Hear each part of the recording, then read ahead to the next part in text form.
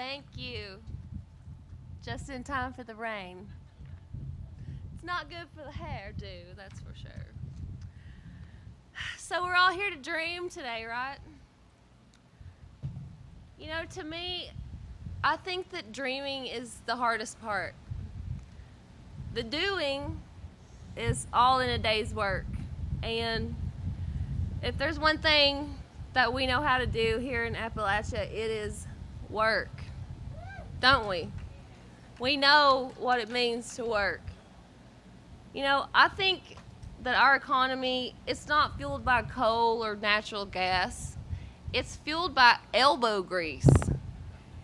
And, you know, it's fueled by the sweat of people like my dad and my papa who spent their lives underground mining coal so that I could have a choice. It's fueled by the determination of people like my mom and my aunts and my cousin who spend their lives in classrooms and in gymnasiums to inspire youth, you know, and make new for the next generation. Now, I wasn't always the best student. Actually, Eric and I went to high school together. We ran against each other for class president.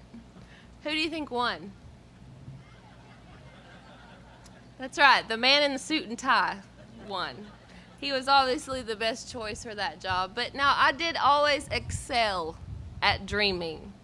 That was never a problem for me. I want to take this opportunity to tell Miss Williamson that all of those days, those unexcused absences in English class, those were not wasted days.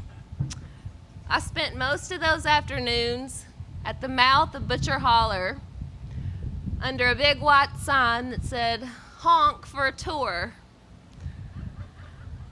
I never had the money to take the tour, but I would take my guitar and my journal, my notebooks, and I would go up there and I would write, because I could look at something that was proof that anything could happen. And I believed it with all of my heart. But you know, it's hard to dream from a rundown coal camp house in Beauty. It's hard to dream through layoffs and shutdowns and school closings. It's hard to dream when you are so busy praying to get to the next day. You know, sometimes when I was growing up, we were comfortable. And sometimes my mom had to tell us that the Easter Bunny was laid off. And we would be getting bubble gum and not bicycles in our Easter baskets. But no matter how bad it got, no matter how low things got, my parents kept their heads up and they continued to dream and do. My dad's dream was to have a house that was big enough to ride a four-wheeler in, with a yard big enough to ride a four-wheeler in.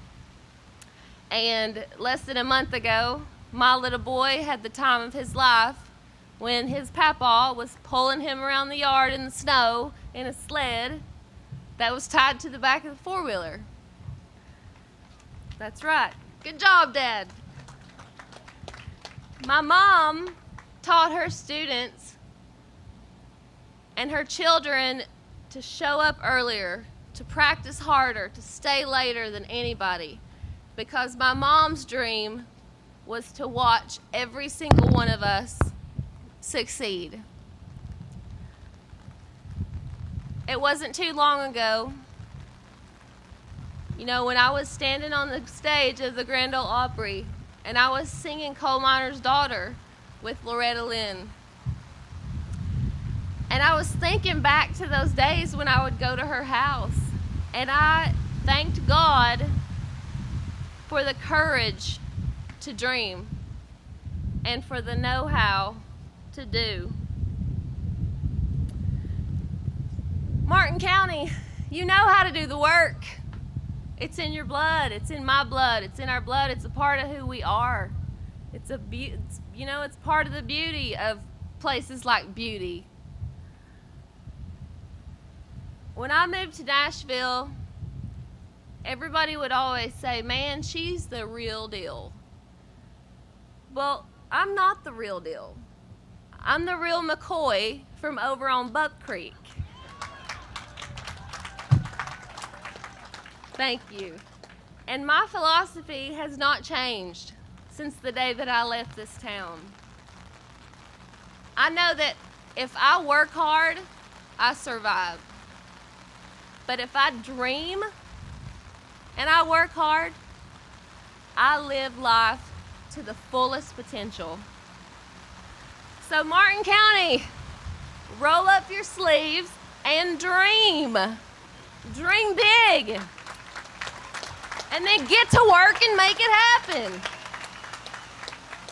Thank y'all so much for having me. I'm so thrilled that everybody's sitting in the rain and staying. This is like so special to my heart.